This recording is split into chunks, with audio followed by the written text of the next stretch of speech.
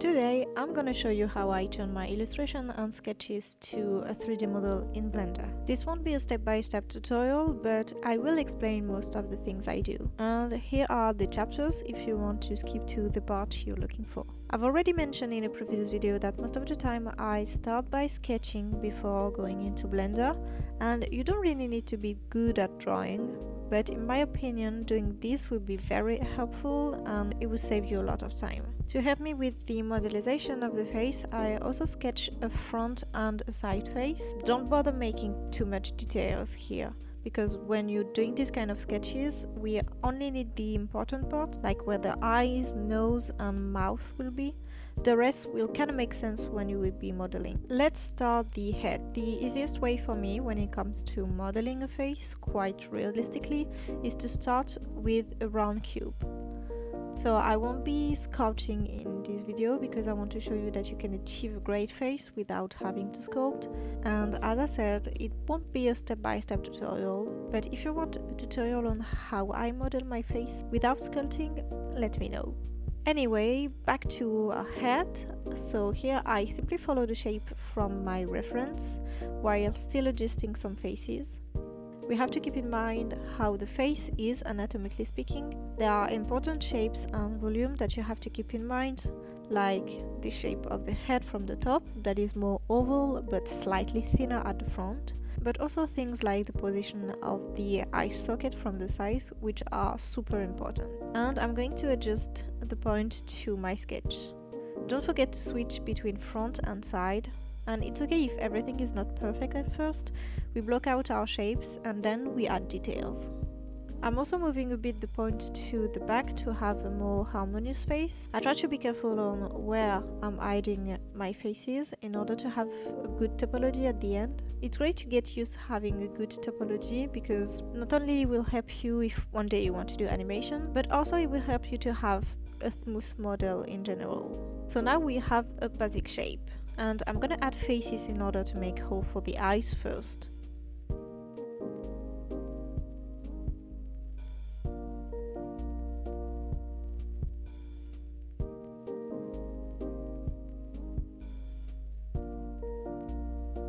For the mouth and nose, I'm using the same method that we did for the eyes.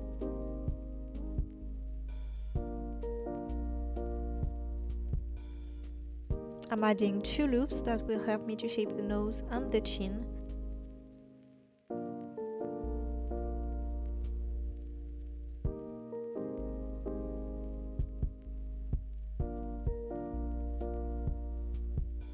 I'm using the knife tool a lot because for me it's an amazing tool when doing grid topology. It helps you to add faces where you want. And here I use it a lot to refine the lips.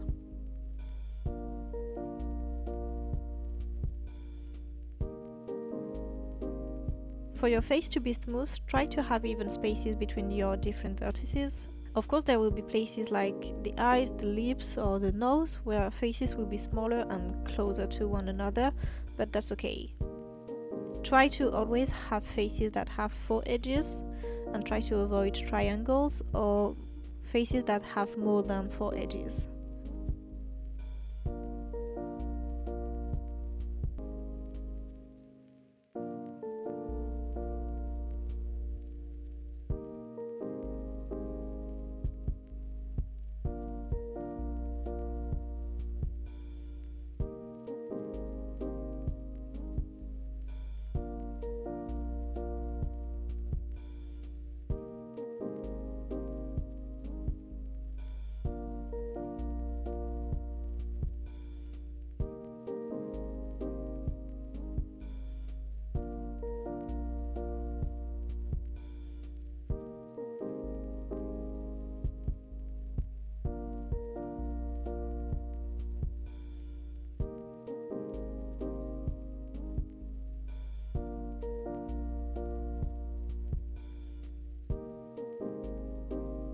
And don't be afraid to sometimes erase some faces in order to have some clean loops. That is exactly what I'm doing here for the lips.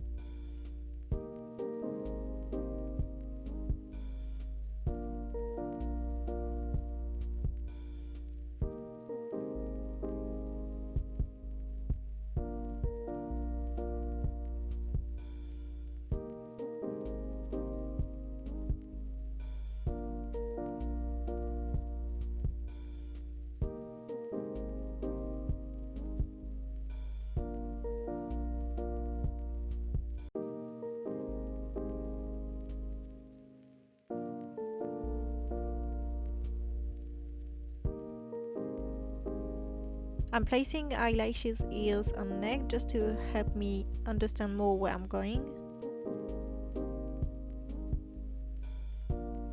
And then with the grab tool in the sculpting mode, I'm going to reshape a little bit my lips since she's supposed to be sipping her bubble tea.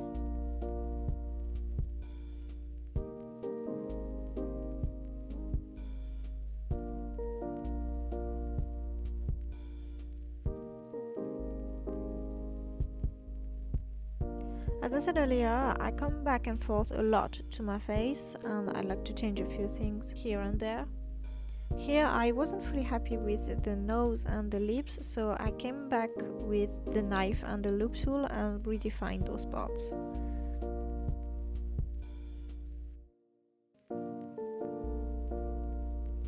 And sometimes when I just don't like the way things look, I will go and find some retopology references to see where I could have gone wrong and how I can make it better.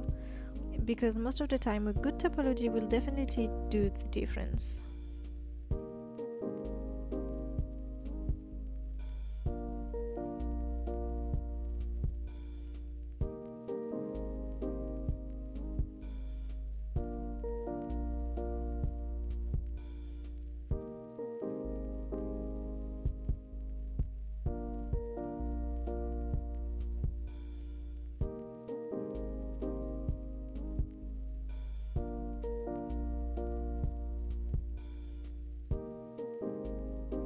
Concerning the hair for this character, I'm simply using a plane, but I've made a tutorial on how to make hair for your character. If that's something that interested you, you should check it out. So yeah, I'm just using a plane, nothing really complicated here.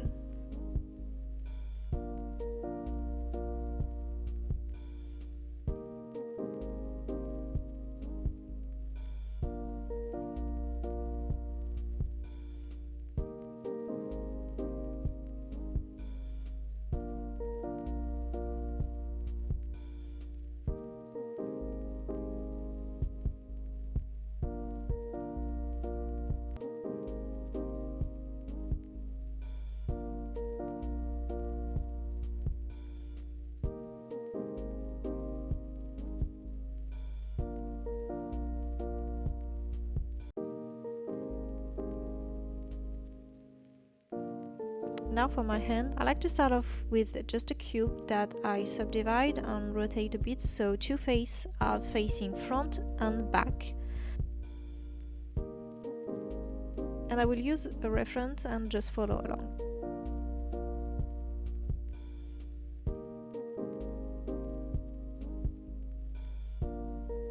I'm making the front first and then I would just have to duplicate the faces for the back.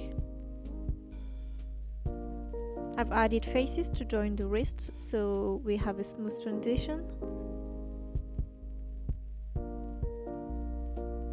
And I bring my finger closer together. And now I can add faces to join the front and the back.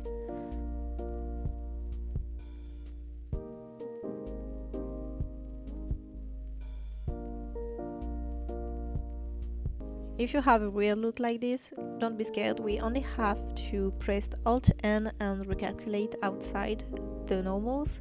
I'm also adding a loop in the middle, so everything will be smoother at the end.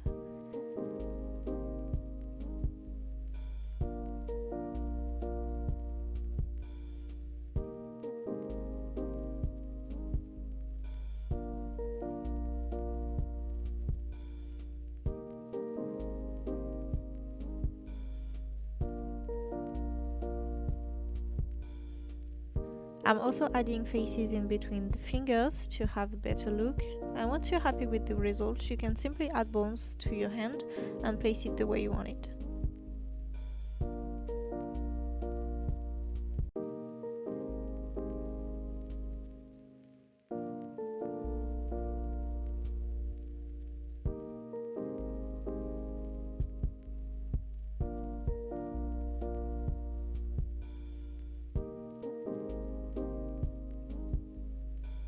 And if needed, because we did a fast hand without many details, you can still apply the modifier and then sculpt a bit the hand to add details to it.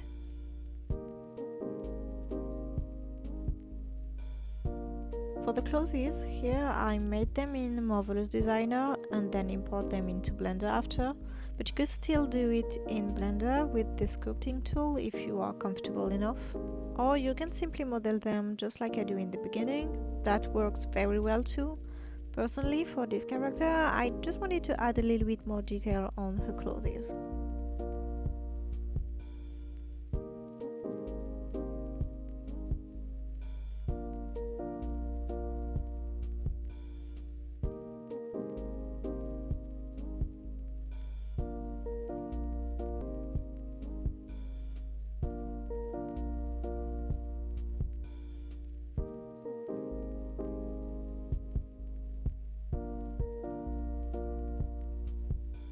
Don't forget to add some texture to the skin of your character. It will add dimension and make it way more natural in my opinion. So for this, I go into my shader tab and then I add a new image that I will name something like face, skin or whatever, and then I turn down the value to 0 so it's transparent, and then I will link this to my principal BSDF with a mixed shader because I have put a color ramp before, but if you want you could just link directly to the principal BSDF.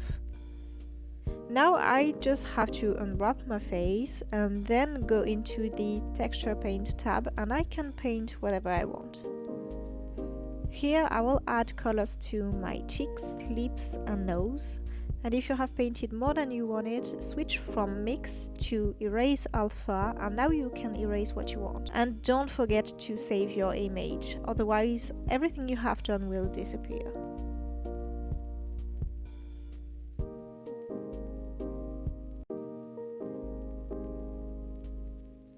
For the last part, I made a drink that she could hold in her hand, and the idea was to make something like a bubble tea, so a drink with some pearl at the bottom. So I start off with a cylinder and just extruding it, and then I've added a bevel modifier to smooth the edges, and I'm doing quite the same things for the cap, so nothing too difficult here. For the texture, nothing too crazy too, I simply play with the transmission and the IOR, and then I've added some sphere and placed them at the bottom of the drink.